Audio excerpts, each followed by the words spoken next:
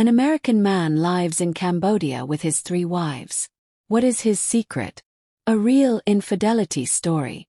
You ever meet someone and instantly feel like there's 1,000 stories hidden behind their smile? I met Daniel in a dusty cafe on the outskirts of Phnom Penh. He wore linen like a second skin, had sun-leathered hands, and eyes that could read you like scripture. But it wasn't just the way he talked or his peculiar calm. It was the 3 women who sat beside him, laughing like they'd won something together. All of them wore wedding rings. Man. 3 wives. No jealousy, no shame. Just a secret that took me weeks to fully understand, and even longer to forgive. I'd come to Cambodia chasing silence after a messy divorce and a job that had devoured 10 years of my life in Chicago. Backpacking through Southeast Asia was meant to be a reset, a cleanse from the lies that had unraveled my marriage. I wasn't looking for answers. I was trying to forget the questions.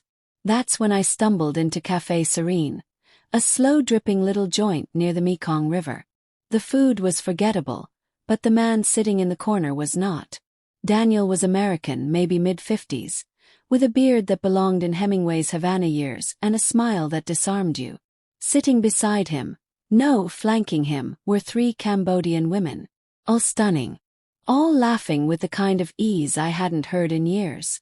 They weren't sister wives. Not in the way the documentaries portray them. They looked at each other like co-conspirators, not competitors. When I finally struck up a conversation, it was under the excuse of asking for directions. Daniel looked up from his mango smoothie and gave me the kind of smile you give a friend you haven't met yet. "You lost or just curious?" he asked. "Both," I admitted. That was the beginning. Over the next week I kept returning to that cafe. Sometimes I'd just sit nearby, pretending to journal, hoping to absorb the strange harmony they carried. Eventually Daniel invited me to sit. "I get it," he said one day, leaning back. "You're wondering how it works. The 3 wives thing." Blushed. "Honestly, I've seen jealousy destroy people over half a commitment." He chuckled. "Then maybe it's time you heard the full story. You might not like it, but it's real. Every word." That night, under the canopy of soft lights and the thick Cambodian dusk, Daniel began telling me a story that would peel back everything I thought I knew about love, loyalty, and lies that somehow save lives. "I met Sophik first," he began, eyes gazing out over the muddy Mekong.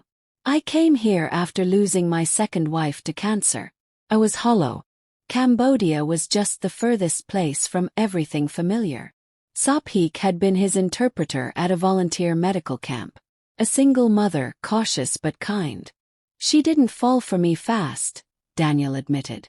"But she fell for my brokenness. She understood it. A year later, they married in a modest Buddhist ceremony. But what Daniel didn't tell her, what he hadn't told anyone, was that back in the States he had a secret child. From a short-lived affair after his first marriage imploded.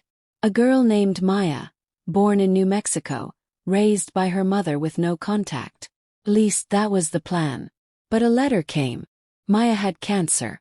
No one else to care for her. So Daniel flew back.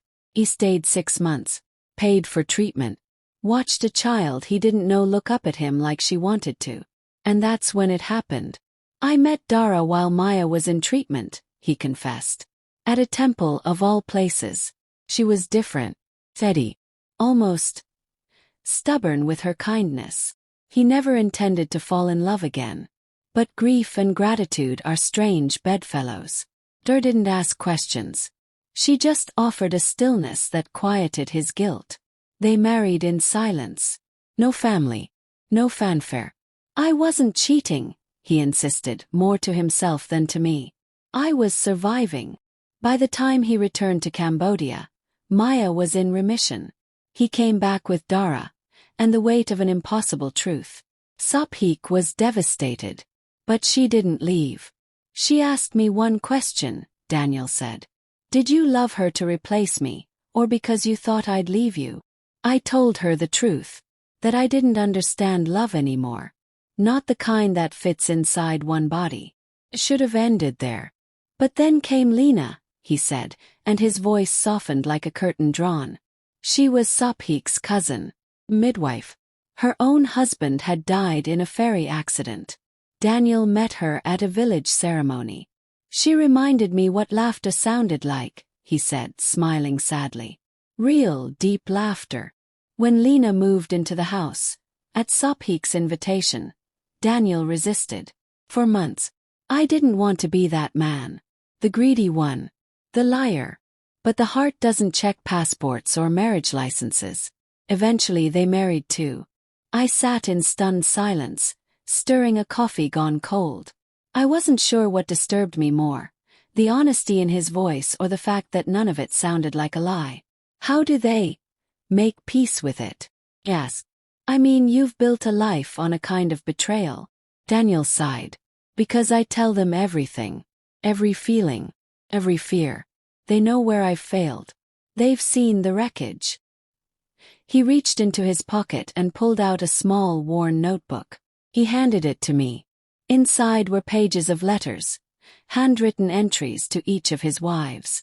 Some apologizing, some confessing, some celebrating moments only they would remember.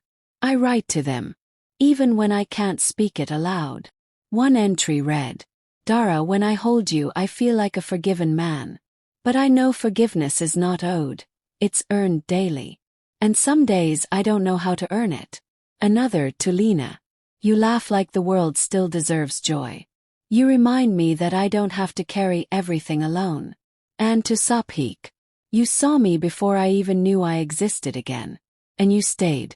That's the kind of love I'll never deserve. Tears blurred my eyes. I came to Cambodia to disappear, Daniel said, voice almost trembling. Instead, I became more seen than I ever had in my life. The secret wasn't polygamy. It wasn't the wives. It was vulnerability. Radical, painful, relentless vulnerability. They don't love me despite my failures, he added. They love me through them. For the first time I saw it, the mosaic of his life. Cracked, chaotic, but somehow beautiful. Not built on lies, but on truths too jagged for most people to hold.